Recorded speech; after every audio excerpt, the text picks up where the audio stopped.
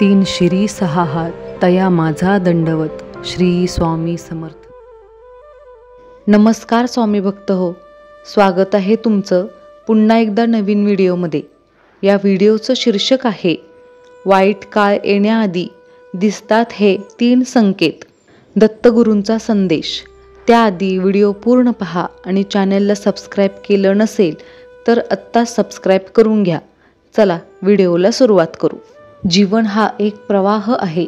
कधी सुखाच्या लहरींवर आपण तरंगतो तर कधी दुःखाच्या वादळात सापडतो. एक काळ असा येतो जेव्हा सर्व काही ठीक चाललेलं असतानाच अचानक परिस्थिती उलटी होते. कामं बिघडतात, नाती तुटतात, आरोग्य खालावतं आणि मनावर एक गडद सावली पसरते. तेव्हा आपण म्हणतो, हे अचानक असं का होतंय? पण सत्य असं आहे की प्रत्येक वाईट काळ आधीच काही चिन्ह देत असतो. प्रत्येक घटना आपल्याला आधीच सावध करत असते. फक्त आपण ती चिन्ह ओळखत नाही. या गोष्टी वाईट काळाचं भय दाखवण्यासाठी नाहीत, तर त्यामधून आत्मिक मार्गदर्शन समजावं म्हणून आहेत. कारण वाईट काळ म्हणजे शिक्षा नव्हे, तर ती एक शिकवण आहे.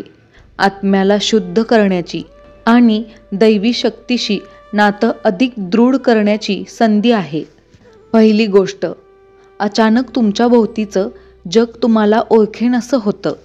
जेव्हा वाईट काळ जवळ येतो तेव्हा पहिली गोष्ट घडते, आपले जवळचे लोक हळूहळू दुरावू लागतात. ज्यांच्यावर आपण जीव लावत होतो, ज्यांच्याकडून आधार मिळत होता, तेच लोक परके होतात. त्यांच्या वागण्यात बदल दिसू लागतो. असं वाटतं की आपल्या भोवती सगळं थंड पडलंय, नाती, संवाद, आपुलकी. पण हे का होतं? हा विश्वाचा एक संरक्षणात्मक नियम आहे. जेव्हा तुमच्या वाईट कर्माचे फळ भोगून संपणार असते, तुमच्यावरून जुने ऊर्जेचे थर गळून पडणार असतात, तेव्हा ब्रह्मांड स्वतःच काही लोकांना तुमच्यापासून दूर करतं. कारण ते आत्मा तुमच्या पुढच्या प्रवासासाठी योग्य नसतात. दैवी शक्ती तुम्हाला एकटं करत असते, जेणेकरून तुम्ही स्वतःच्या आतल्या प्रकाशाशी जोडले जाल. वाईट काळ येण्याआधी लोकांचा आधार सुटतो, कारण आता तुम्हाला आधार बाहेरून नव्हे, आतून शोधायचा असतो. दुसरी गोष्ट, ज्या गोष्टी तुम्हाला सहज मिळत होत्या त्या अचानक थांबतात. जीवनात एक काळ असा असतो जेव्हा सर्व काही सहज मिळतं, पैसा, यश, ओळख, संधी. पण वाईट काळ येण्यापूर्वी एक विचित्र स्थिरता निर्माण होते. जणू सगळं बंद झालंय. काम जमत नाही, प्रयत्न करूनही परिणाम मिळत नाही आणि मनात एक निराशा पसरते. याच काळात काही लोक हताश होतात, काही हार मानतात, तर काही ध्यान, प्रार्थना, साधना सुरू करतात. आणि जो व्यक्ती या काळात आपली श्रद्धा टिकवतो त्याचं रूपांतर घडतं. तिसरी गोष्ट, मनात अनामिक बेचैनी आणि एकटेपणा येतो. वाईट काळाच्या आधी मन अस्वस्थ होतं.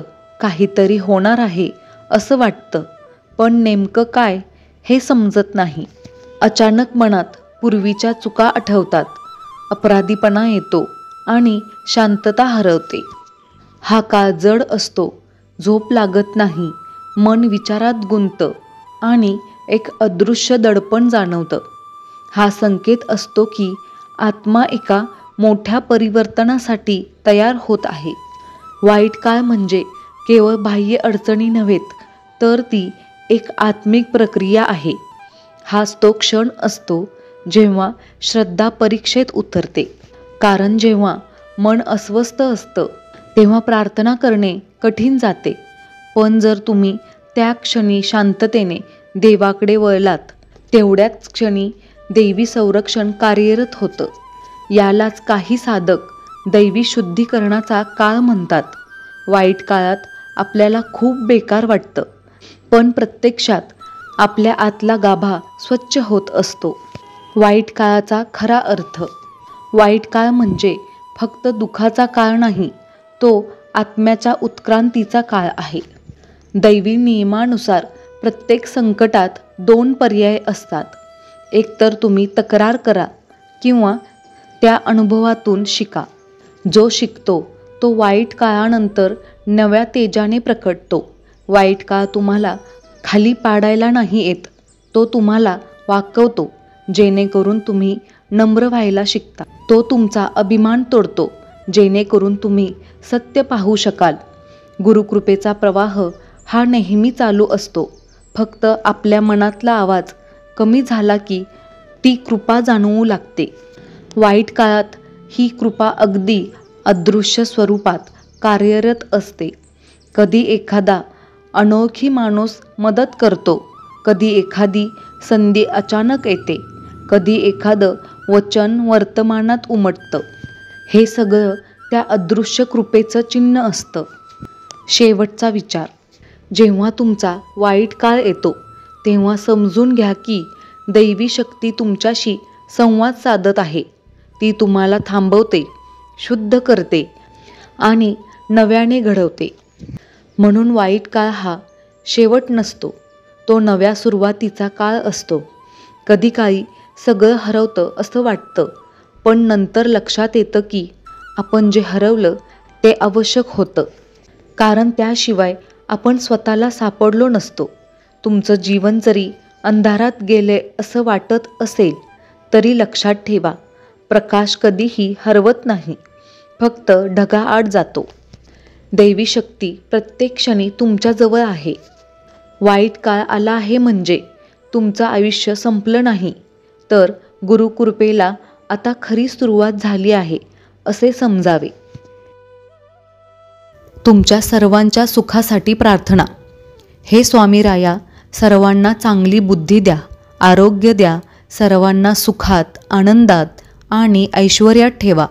सर्वांचं सर्व मनोरथ पूर्ण करा व सर्वांचं तुमची सेवा करण्याचं मन परिवर्तन करा. सर्वांचं भलं करा, कल्याण करा, रक्षण करा आणि तुमचं गोड नाम मुखात अखंड राहू द्या. श्री स्वामी समर्थ. व्हिडिओ आवडल्यास लाईक, शेअर, सबस्क्राईब करा. कमेंट करायला विसरू नका. धन्यवाद.